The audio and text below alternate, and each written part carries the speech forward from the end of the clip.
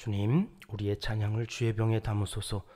찬송가 263장으로 하나님께 영광 올려드리겠습니다.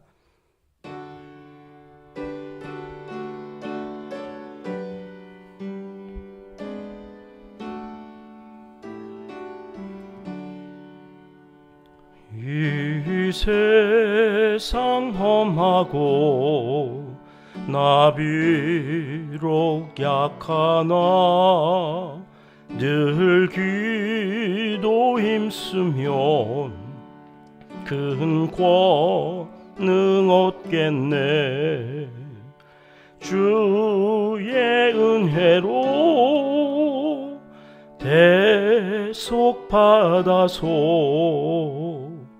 비와 같이 붉은 죄 눈같이 이겠네. 주님의 권능은 한없이 크오니 돌 같은 내 마음 곧 녹여주소서. 주의 은혜로 대속 받아서 비와 같이 붉은 죄 눈같이 이겠네.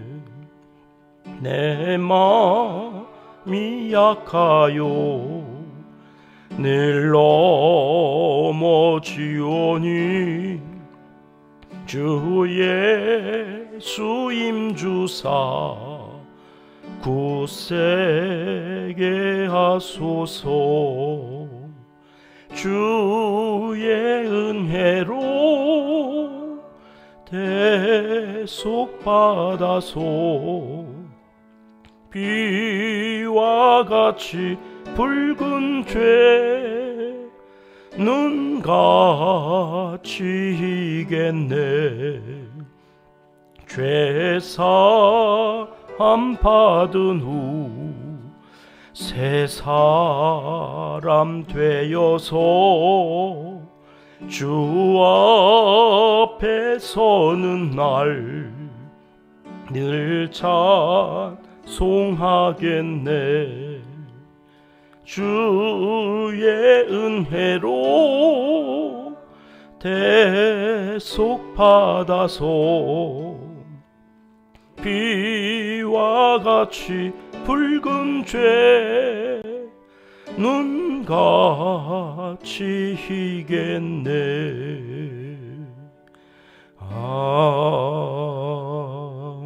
아멘.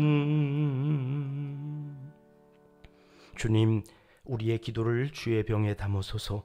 기도문으로 다 함께 기도드리시겠습니다. 참 좋으신 우리 아버지 하나님, 베풀어 주신 구원의 은총을 감사드리며 하늘과 땅의 모든 권세로 우리를 보호하여 주시고 크신 권능으로 지켜주심에 찬송과 영광을 주님께 올려드립니다.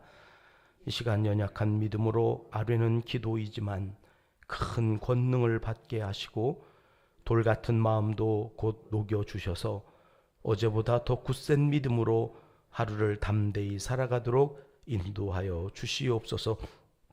오늘 하루도 저희의 입술에서 찬양이 떠나지 않게 하시고 마음의 기쁨과 평강을 빼앗기지 않도록 성령 하나님께서 친히 붙잡아 주시고 이끌어 주시길 강청하옵나이다.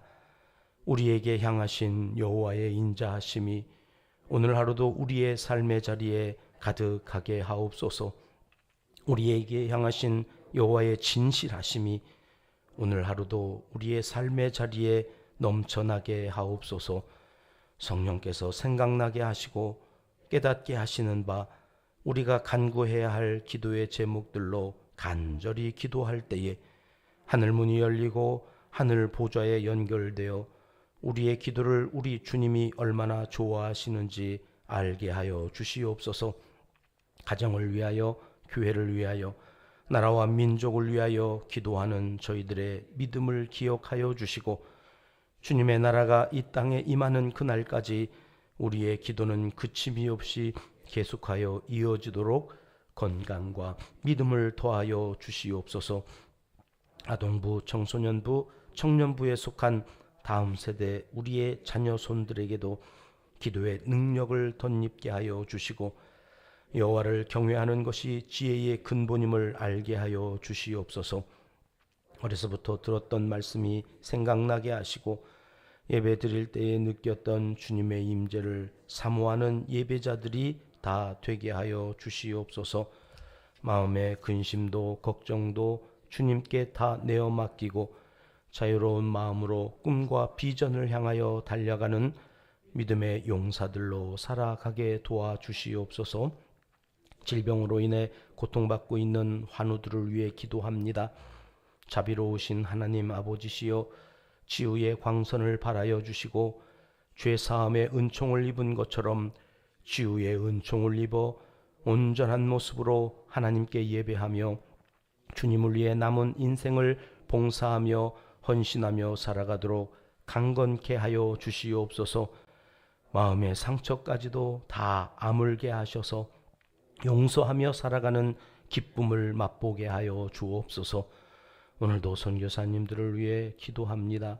특별히 전쟁의 위협과 테러의 공포 속에서도 선교를 이어가는 사역자들을 지켜주시옵소서.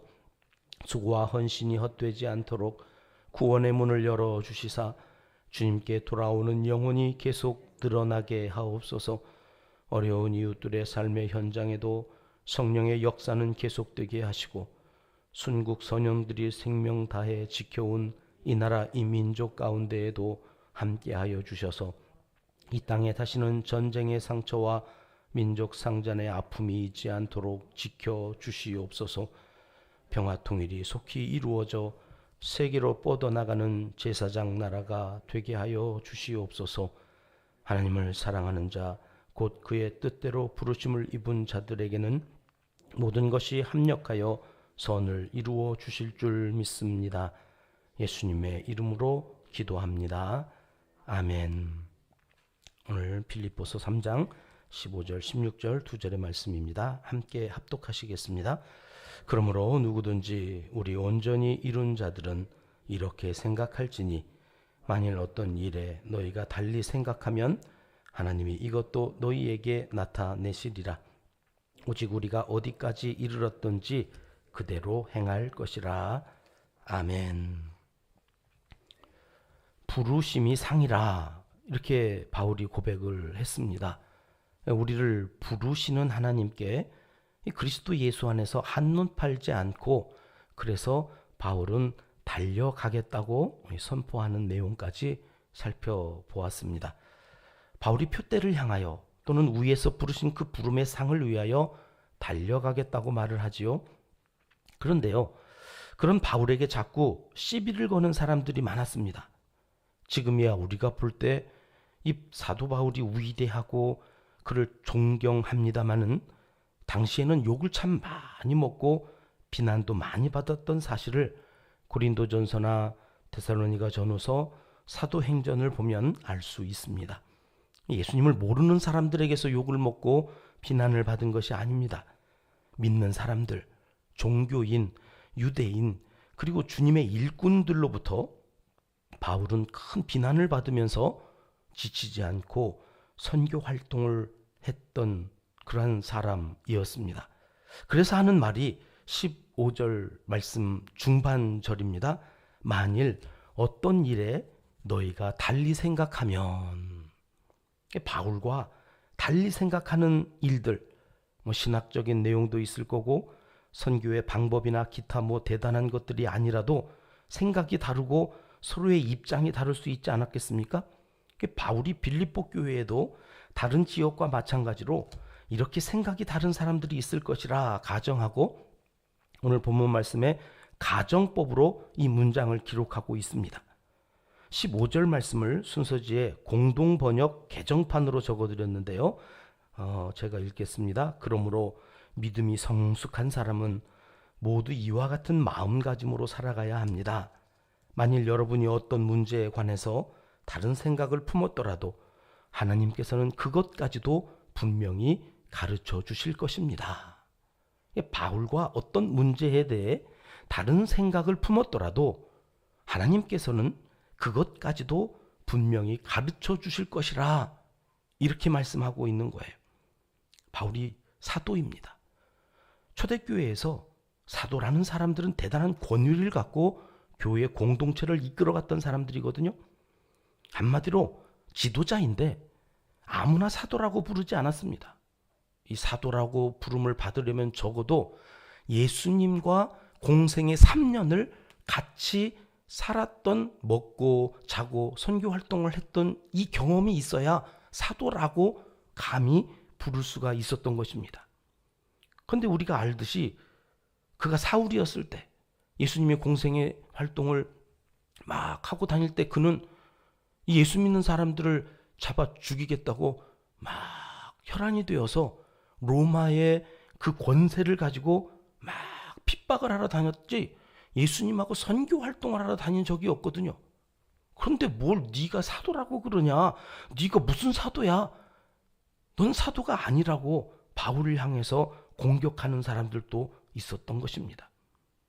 어찌됐든 바울은 이 모든 것을 그런데 다 좋다고 본 것입니다. 내 말에 동의하지 않아도 좋다. 하나님께서는 그것까지도 차차 분명히 가르쳐 주실 것이기 때문에 괜찮다. 다 좋다. 그러면서 뭐라고 말씀하십니까? 15절 상반절에 믿음이 성숙한 사람은 모두 이와 같은 마음가짐으로 살아야 하는 거다. 우리가 오늘 이 새벽에 다시 한번 확인하고 적용해야 하는 메시지가 이것입니다. 여러분, 가정에서, 교회에서, 직장에서 내 생각, 내 주장, 내가 하는 믿음의 행위에 대해 다른 주장을 하고 비난을 하는 사람들을 꼭 만나게 됩니다. 남이 그러는 게 아닙니다. 가족이 그러는 겁니다. 다른 교회 다니는 사람들이 그러는 게 아닙니다. 꼭 은평교회에서 함께 신앙생활하는 사람들이 그럽니다. 타 회사, 경쟁회사 사람들이 괴롭히는 게 아니에요. 한 회사에 다니는 직장 동료가 자꾸 걸고 넘어집니다. 비난을 합니다. 깎아내리려고 그럽니다. 그런 사람들에 대하여 믿음이 성숙한 우리는 그것까지도 용납하라는 것이 오늘 본문의 말씀입니다. 왜 그렇습니까? 믿음이 성숙했다는 것은 장차 하나님께서 그것까지도 다 깨닫게 하실 날이 이를 것을 내다보면서 오늘 여기가 인생의 끝인 양 왈가왈부하면서 내 주장이 옳다고 내가 맞다는 사실을 증명해내기 위해서 다투고 갈등하며 살아가는 것이 아니기 때문이라는 말씀입니다. 사실 당하고 보면 바울도 아마 잠을 못 잤을 것입니다. 저도 교육부 교육전사님이 8분을 총괄하는 교육부 전담 목사님이면서 교구를 맡아서 할 때 이 교육전사님들은 자기 부서만 보는 거예요. 자기 부서, 자기가 맡은 그 부서만 잘하고 싶어가지고 무슨 이야기를 하면 교회 전체를 볼 줄 아는 눈이 없으니까 자꾸 교회에 불평을 하고 목사님이 청년들은 관심이 없다는 등 교육부에는 예산을 책정을 안 하신다는 등 그게 그런 게 아닌데 당회를 들어가서 보고 담임 목사님의 목회 철학을 보면 그게 아닌데 이 교육전선은 일주일에 한 번 딱 와가지고 자기 부서만 하고 가니까 그 부서에 부족한 거 그것만 가지고 막 이야기를 해서 오히려 교회를 어지럽히는 거예요. 교육 전담 목사니까 그러면 안 된다고 가르쳐도 이게 그걸 못 보니까 자꾸 저것도 한편이라고 막 이러면서 장로님 만나서 얘기하고 권사님 만나서 얘기하고 오히려 문제를 일으키는 자리에서 이 교육자의 역할들을 하니까 너무 괴로운 거예요. 야, 이걸 어떻게 하나. 근데 어떻게 해요? 하나님 앞에 맡기고 기도합니다. 저도 하나님께서 알게 하실 날이 있겠지. 오늘 바보가 지금 그렇게 얘기하는 거예요. 옆에서 누가 뭐라고 하든지 아직 미성숙해서 몰라서 저러는 거니까 하나님께서 성숙시켜 주시기를 기도하면서 가는 거예요. 그걸 같이 앉아가지고 싸워봤댔자 그 눈이 열리지 않는 이상은 설득이 되어지지 않으니까 이거를 우리가 어떻게 하면 좋을까? 바울은 이 말씀을 하시는 거예요. 16절 말씀입니다. 공동번역 개정판입니다. 어쨌든 우리가 이미 이룬 것을 바탕으로 해서 다 같이 앞으로 나아갑시다. 믿음의 사람들은 각각 저마다의 믿음을 갖고 여기까지 왔다는 말씀입니다. 그 수준은 다 다르지만 어떤 사람은 겨자씨 한 알만한 믿음으로 여기까지 왔고, 어떤 사람은 수박 한 덩이만한 믿음을 가지고 여기까지 왔는데, 믿음의 수준이 다르니 보는 것도 다르고 그래서 하는 말들도 다 다른 것이다. 그러나 여기서 그것을 보지 말고 저 앞을 보고 가자. 모두가 지속적으로 앞으로 나아가자. 표대를 향하여 한눈 팔지 말고 계속하여 앞으로 나아가는 게 믿음의 공동체에는 더없이 중요한 것이다. 바울이 이렇게 말씀하고 있는 것입니다. 각각 다름을 자꾸 이야기하지 말고 저 앞을 보고 너나 나나 우리 모두는 천국에 가서 상을 받을 부르심을 입은 사람들이니 현재의 다른 그것 때문에 싸우지 말고 함께 힘을 합하여 밀어주고 당겨주고 그렇게 저 앞을 보고 달려가자. 하나님께서 모든 것을 다 알게 하실 그날까지 그리하자고 권면하는 내용이 오늘 본문의 말씀입니다. 바울의 성숙함이 여기에 있습니다. 교회에서 신앙생활 하시면서 누가 좀 다른 의견을 내놓고 심지어 깎아내리려고 자꾸 모함을 하고 하지도 않은 이야기 한 것처럼 꾸며서 자기의 무슨 영화를 누리겠다고 그러는 것인지 미성숙한 사람들이 자꾸 그럴 때에 여러분 거기에 걸려 넘어지면 안 됩니다. 오히려 성숙한 사람이면 갖게 되어진다고 하는 이 마음, 15절 16절에 나와져 있는 이 마음, 성숙한 믿음으로 다 품고 가는 마음, 아직 미성숙해서 저러는 거라 여기고 오케이, 거기서부터 앞을 향하여 가자고 내가 좀 속도를 줄여주면 되는 거 아니겠습니까? 각자 이미 이룬 것을 바탕으로 주님의 나라를 향하여 같이 나아가자. 그렇게 살아갈 수 있는 하나님의 사람들이 되시길 이 새벽 하나님은 간절히 원하시고 계십니다. 기도하겠습니다. 하나님 아버지, 우린 모두가 완전히 다릅니다. 너무나 달라서 한 공동체를 이루고 살아가는 게 너무 힘들고 때론 이걸 계속해야 하는지 물음표를 품고 살아갈 때가 많습니다. 성숙한 그리스도인들이 되어 서로 다른 생각까지도 하나님께서 깨닫게 하실 그날을 기다리며 함께 표대를 향하여 달려갈 수 있도록 도와주시옵소서. 그래서 성숙한 가정, 성숙한 교회 공동체를 세우고 그런 우리들을 통해 나라와 민족이 주님이 다스리시는 하나님의 나라가 되게 하여 주시옵소서. 우리의 자녀손들에게 그런 믿음의 본을 보일 수 있는 오늘 하루를 넉넉히 살아갈 수 있도록 도와주시옵소서. 예수님의 이름으로 기도드리옵나이다. 아멘. 주님 가르쳐 주신 기도입니다.